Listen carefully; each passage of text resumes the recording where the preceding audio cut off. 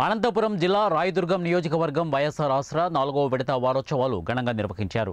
MLA కాపు రామచంద్రారెడ్డి సమన్వయకర్త మెట్టు గోవిందరెడ్డి హాజరయ్యారు.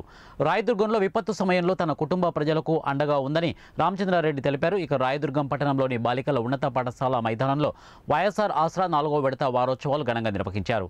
వైఎస్ఆర్ 4వ విడతలో భాగంగా రాయదుర్గం పట్టణం 791 మహిళా సంఘాలకు 4.49 కోట్లు మంజూరైంది. రాయదుర్గం మండలం 597 సంఘాలకు 3.47 కోట్లు మంజూరైందని పేర్కొన్నారు. ప్రతి ఇంటికి నేను రావడం జరిగింది. ఈ రాయదుర్గం చరిత్రలో ప్రతి ఇంటికి వచ్చిన ఎమ్మెల్యే ఒక్క రామచంద్రారెడ్డి తప్ప ఇంకా ఎవరికి కూడా సాధ్యం కాలేదు.